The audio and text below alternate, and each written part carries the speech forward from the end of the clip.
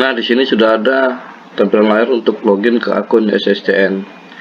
Bapak Ibu silakan mengisikan username ataupun nick serta password yang telah dibuat pada saat pendaftaran di awal. Jika berhasil login, nanti ada keterangan tentang resume pendaftaran. Jadi resume pendaftaran ini adalah data-data yang sudah diisi oleh Bapak Ibu pada saat pengisian pendaftaran di awal. Kemudian nanti scroll ke bawah, maka ada tampilan seperti ini. Di sini ada pilihan ataupun pertanyaan apakah Anda ingin melanjutkan pengisian daftar riwayat hidup dan pemberkasan. Nanti Bapak Ibu silakan klik di sini, maka akan muncul dua pilihan yang akan harus kita klik. Yang pertama adalah ya, dan yang kedua adalah tidak, saya ingin mundurkan diri. Nah, untuk melanjutkan ke proses berikutnya, berarti Bapak Ibu harus pilih ya, klik di sini. Kemudian nanti akan muncul tombol pengisian DRH. Nah, seperti ini. Ketika kita sudah memilih ya, maka tombol DRH-nya sudah muncul dan bisa diklik untuk masuk ke langkah pertama pengisian data-data daftar riwayat hidup. Klik, maka langkah pertamanya adalah pengisian data perorangan. Di sini data-data tentang biodata, kemudian alamat, keterangan lainnya. Untuk biodata, ada data-data yang sudah terisi secara otomatis dan tidak bisa dirubah. Dan ada data-data yang masih kosong, nanti silahkan dilengkapi. Misalnya di sini data yang kosong adalah nama dan gelar depan ijazah. Nah, di sini nama ini paling penting karena dipakai pada saat penetapan NI P3K pada tahun 2021. Jadi untuk pedoman pengisiannya cukup diisikan namanya saja tanpa gelar. Jadi nama itu yang sesuai dengan tertera di ijazah. Karena selama ini masih banyak yang pengisian nama di kolom ini masih memakai gelar. Jadi sekali lagi untuk pengisian nama cukup nama yang tertera di ijazah saja tanpa gelar. Nah, kemudian untuk gelar depan ijazah, apabila Bapak Ibu tidak memiliki, silahkan diisi dengan tanda strip.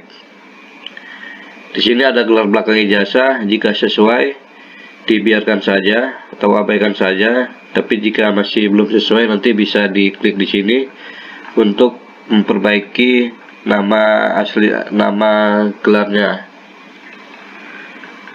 Kemudian untuk tempat lahir ijazah, nanti dicek di ijazahnya apakah di sini sudah benar atau belum. Apabila masih kosong, silahkan diisi. Kemudian tempat lahir KTP, silahkan dicek juga di KTP-nya apakah sudah benar atau masih kosong, silahkan diisi juga.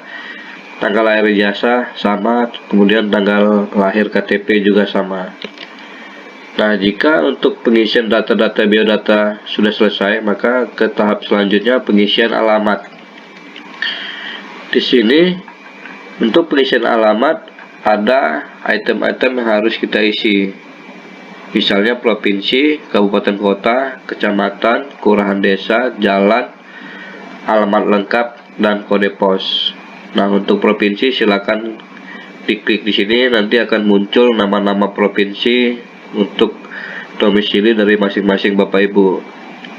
Kemudian untuk kabupaten kota juga sama, klik di sini, nanti akan muncul nama-nama pilihannya. Kecamatan juga sama, kelurahan desa juga sama.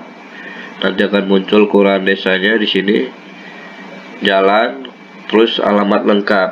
Nah, di sini alamat lengkap silakan diketik secara manual dengan batas maksimum itu 100 karakter atau 100 huruf. Kemudian kode pos, jika Bapak Ibu belum mengetahui kode posnya, nanti bisa di googling atau di searching di Google. Nanti ketik saja nama kecamatan ataupun nama kelurahan desanya, maka nanti akan muncul daftar-daftar kode pos yang sesuai dengan domisili kita. Untuk kolom-kolom yang ditandai merah itu wajib diisi oleh Bapak Ibu, jangan sampai kosong. Karena kalau sampai kosong, nanti kemungkinan pemberkasan Bapak Ibu statusnya menjadi BTL. Nah, untuk langkah pertama ini jika sudah terisi semua, dan data-datanya diyakini sudah benar, maka bisa klik selanjutnya di sini untuk ke tahap berikutnya ataupun ke langkah kedua. Nah, setelah diklik maka akan tampil seperti ini. Di sini ada data-data tentang pendidikan, kemudian tentang data-data kursus.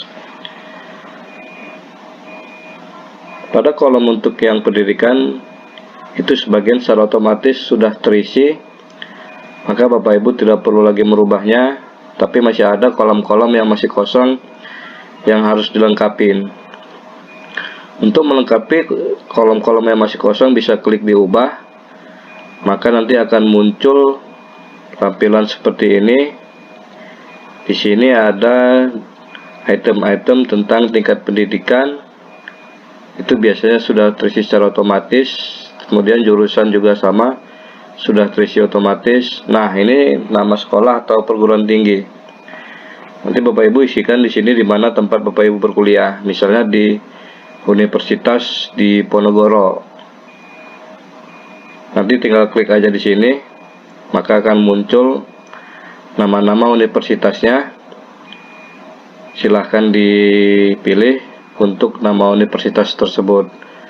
Kemudian akreditasinya silahkan diketik di sini, misalnya akreditasinya A ataupun B. Nah, ini untuk tempat ini adalah tempat di mana kampus ataupun universitas Bapak Ibu itu berada. Tadi kita contohkan Universitas di Ponorogo, berarti kita klik di sini, maka akan muncul pilihan-pilihannya. Universitas di Ponorogo itu berada di Semarang, maka tinggal pilih aja Semarang kota di sini. Nanti akan ada contoh tampilan-tampilan ataupun pilihan-pilihan dari tempat universitas tersebut. Nomor ijazah juga sama, nanti tinggal diisi aja. Silahkan dicek di ijazahnya masing-masing untuk pedoman pengisiannya di sini. Tanggal ijazah juga dicek di ijazahnya masing-masing. Setelah itu diisi di sini.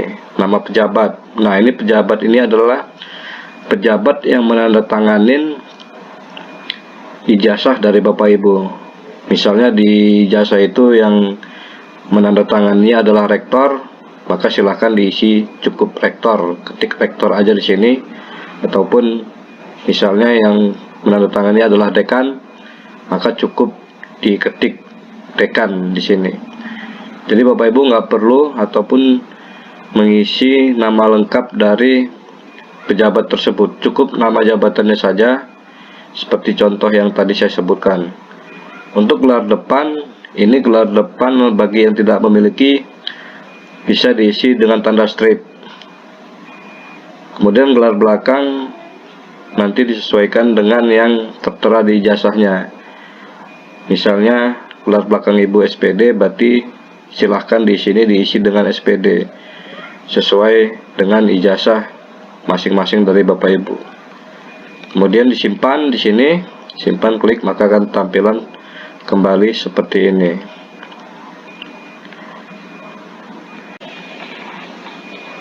Di sini Bapak Ibu juga bisa menambahkan untuk riwayat pendidikannya mulai dari sekolah dasar sampai dengan sekolah menengah atas. Untuk menambah riwayat pendidikannya, silahkan diklik di sini, maka nanti akan muncul tampilan seperti ini. Nah, di sini ada data-data atau kolom-kolom yang harus diisi. Nanti silahkan misalnya tingkat pendidikan sekolah dasar ataupun sekolah menengah pertama ataupun sekolah lanjutan tingkat pertama. Prinsipnya untuk pengisiannya hampir sama dengan data-data pendidikan yang saya jelaskan di awal tadi.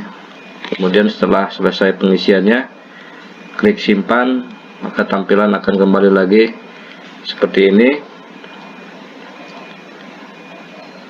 Kemudian untuk selanjutnya adalah pengisian data-data tentang kursus. Jika Bapak Ibu memiliki data-data pernah melaksanakan kursus, silahkan atau boleh klik di sini, nanti akan muncul kolom-kolom untuk pengisian dari data-data kursus tersebut.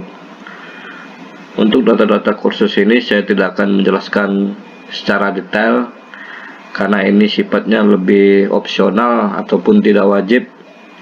Maka saya akan melanjutkan ke langkah ketiga.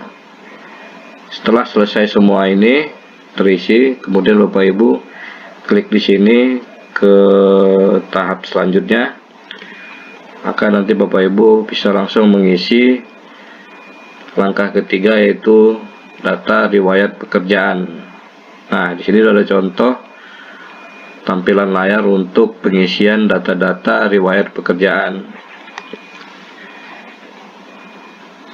Silahkan klik di sini untuk menambahkan riwayatnya. Nanti akan muncul kolom-kolom seperti ini. Di sini ada item-item instansi pemerintah, instansi perusahaan, jabatan, tanggal mulai, tanggal selesai, sampai dengan pejabat yang menandatangani surat keputusan. Bagi yang pernah memiliki pengalaman di instansi pemerintah, boleh diklik di sini, nanti akan muncul nama-nama instansinya. Nah, silahkan dipilih nama-nama instansi tempat kita pernah bekerja. Kemudian untuk instansi perusahaan swasta ini boleh dikosongkan jika Bapak Ibu sudah ataupun tidak punya pengalaman di instansi perusahaan swasta. Tapi bagi yang punya pengalaman di instansi perusahaan swasta wajib diisi. Maka untuk yang pengalaman di instansi pemerintahnya bisa dikosongkan.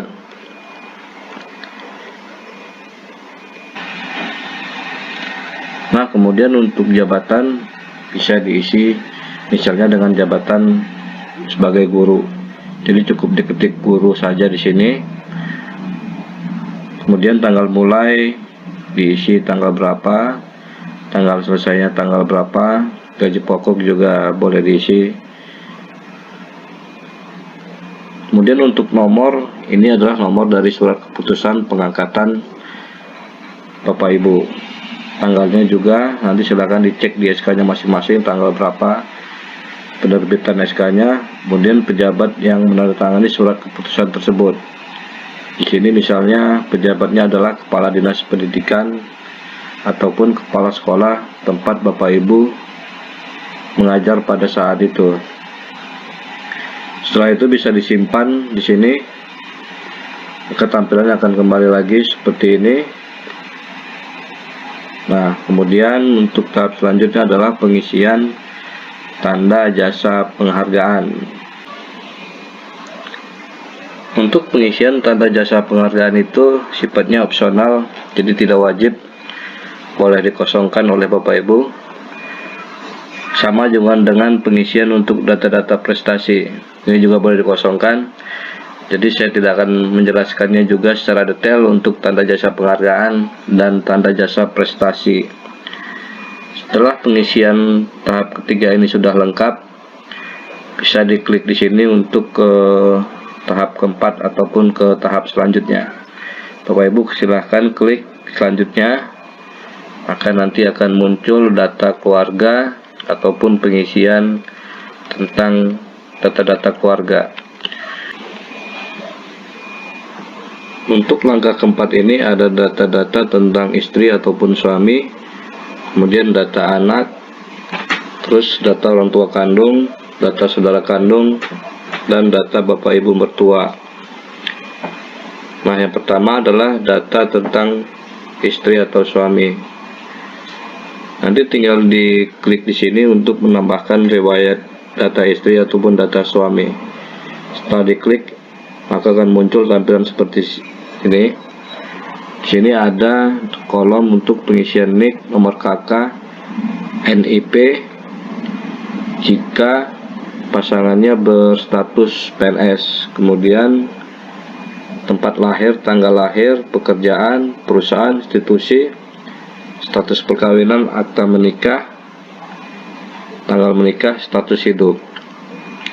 Nah, untuk NIK ini silakan diisi NIK dari pasangan Bapak Ibu. Kemudian nomor KK-nya sudah jelas, bisa dilihat di KK masing-masing.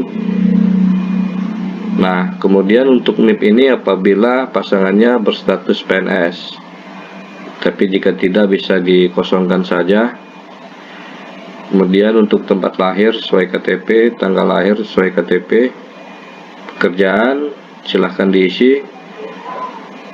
Kemudian status perkawinan nanti bisa diklik di sini di tanda panah bawah. Kemudian akte menikahnya ini nomor berapa, tanggal menikahnya tanggal berapa, status hidupnya hidup atau mati.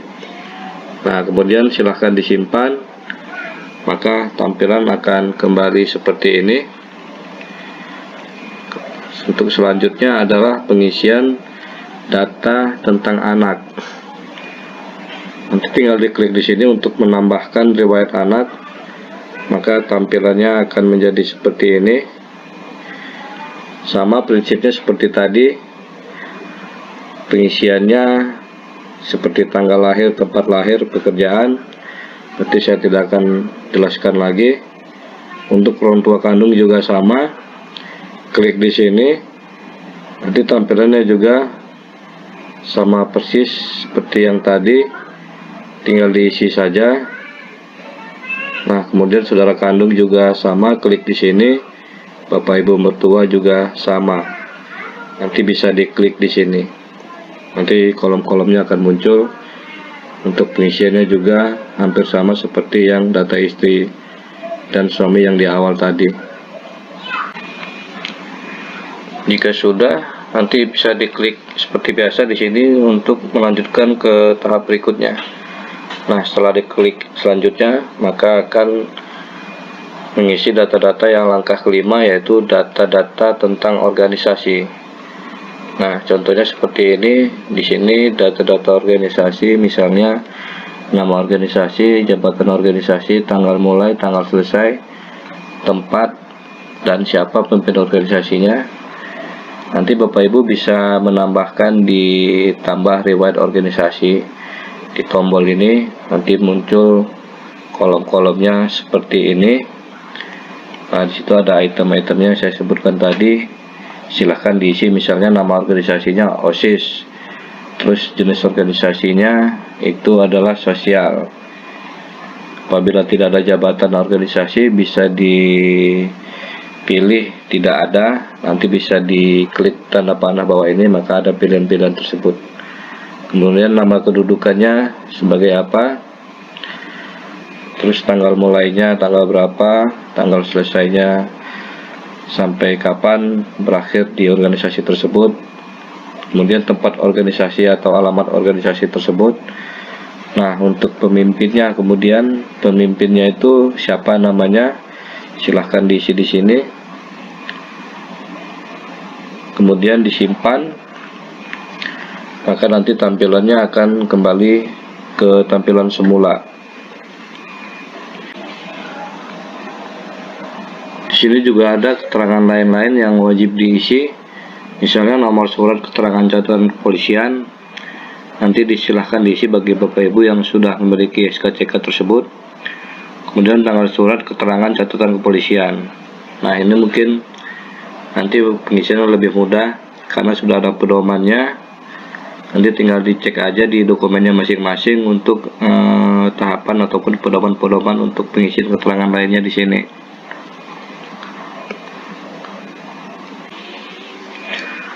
Perlu diketahui juga oleh Bapak Ibu, untuk tanggal surat SKCK dan tanggal surat keterangan bebas nafkah itu minimal masih berlaku 6 bulan dari mulai tanggal tersebut sampai dengan tahap pemberkasan. Misalnya tahap pemberkasan itu di tanggal 10 November 2021, berarti minimal untuk tanggal surat tersebut adalah tanggal 11 Mei tahun 2021. Jika surat tersebut di bawah tanggal 11 Mei, maka Bapak Ibu harus untuk membuat kembali surat dari SKCK ataupun surat keterangan dari bebas nafkah tersebut. Kemudian jika data-data tentang keterangan organisasi dan keterangan lain-lainnya sudah terisi semua dan sudah diyakini benar, maka Bapak Ibu bisa melanjutkan ke tahap berikutnya dengan klik selanjutnya di sini. Nah, setelah diklik selanjutnya, maka akan muncul tampilan layar seperti ini. di sini merupakan langkah ke-6, yaitu pengunggahan dokumen. Jadi nanti Bapak Ibu bisa cetak DRH di tombol ini, kemudian cetak yang DRH riwayat, berarti yang kedua-dua DRH ini harus dicetak ataupun di download. Nah, klik di sini, maka nanti akan muncul tampilan seperti ini. Di file tersebut Bapak Ibu nanti bisa ngecek apakah masih ada data-data yang masih salah ataupun data-data yang masih belum lengkap.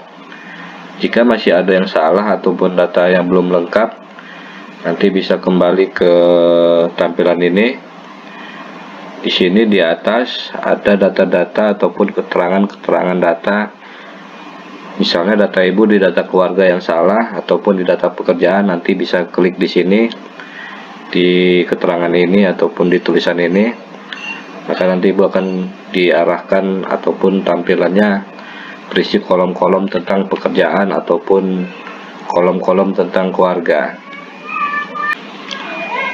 Tapi jika keseluruhan data-datanya sudah diyakini benar, berarti Bapak Ibu tidak perlu untuk mengubah ataupun memperbaiki data-data tersebut. Bapak Ibu bisa langsung ke sini cetak DRH perorangan dan cetak DRH riwayat. Jadi untuk kedua-dua DRH ini harus diklik supaya nanti bisa disimpan di file masing-masing oleh Bapak Ibu. Nah, setelah filenya kesimpan, silahkan dibuka. Nanti contohnya seperti ini filenya. Nah, di sini ada kolom yang ditandai bintang. Jadi kolom ditandai bintang ini seperti nama, kabupaten kota tempat lahir, tanggal lahir, itu harus ditulis tangan. Jadi di bawah nama yang sudah ada tertera di sini, maka di bawahnya itu harus ditulis tangan. Sama juga ini di bawah Simalungun, di sini ditulis tangan. Kemudian tanggal lahir juga di sini ditulis tangan dengan menggunakan huruf kapital ataupun huruf besar dan menggunakan tinta hitam. Jika sudah, nanti untuk cetakan fisik dari daftar riwayat hidup ini harus ditandatangan di bawah. Jadi Bapak Ibu sebelumnya harus mengeprint supaya bisa ditandatangan. Nah, setelah ditandatangan nanti wajib di-scan menjadi satu halaman. Jadi kan tadi ada dua file, yaitu DRH riwayat perorangan dan DRH riwayat. Nanti di-scan menjadi satu halaman, kemudian nanti diunggah pada kolom yang sama. Jadi tidak terpisah untuk pengunggahan dari DRH ini. Nah, untuk pengunggahan dokumen-dokumen yang dibutuhkan ataupun dipersyaratkan pada pemberkasan P3K Guru tahun 2021 itu ada di sini. Silakan dicek saja di SSTN Bapak Ibu. Di sini misalnya untuk jenis dokumen file scan ijazah pendidikan yang asli yang digunakan untuk melamar formasi P3K. Maka nanti di sini akan ada tombol unggah. Bapak Ibu silahkan klik di sini unggah, kemudian cari filenya disimpan di mana. Setelah filenya ketemu, maka langsung dipilih saja. Maka setelah diunggah, nanti statusnya akan menjadi seperti ini, yaitu status sudah diunggah. Sama semuanya, termasuk di jenis dokumen yang lain. Nanti bisa silahkan dicek di sini saja dokumen-dokumen mana saja yang dibutuhkan, termasuk tadi yang scan daftar riwayat hidup itu di terakhir. Jadi scan daftar riwayat hidup diunggah di sini itu pada kolom yang sama. Jadi untuk DRH perorangan dan DRH riwayatnya jangan dipisahkan. Ini di scan pada halaman yang sama, kemudian diunggah di sini. Nanti silahkan bagi yang belum diunggah klik di sini di tombol unggah. Nah, setelah itu dicari filenya masing-masing disimpan di mana. Untuk file scan surat keterangan kerjaan ataupun pengalaman kerja, jika tidak ada diabaikan saja, tidak perlu diunggah. Jadi setelah itu Jika Bapak Ibu sudah yakin dengan data-data dan dokumen-dokumen secara keseluruhan termasuk dokumen-dokumen yang diunggah, maka bisa mengakhiri proses pengisian DRH di sini. Bapak Ibu bisa klik di sini, tapi dengan catatan ketika Bapak Ibu sudah mengklik, maka Bapak Ibu tidak bisa kembali lagi ke menu-menu sebelumnya ataupun memperbaiki data-data yang salah ataupun data-data yang belum lengkap. Sekian informasi yang bisa saya berikan. Semoga Bapak Ibu selalu dilancarkan urusannya. Tetap semangat. Saya akhiri. Wassalamualaikum warahmatullahi wabarakatuh.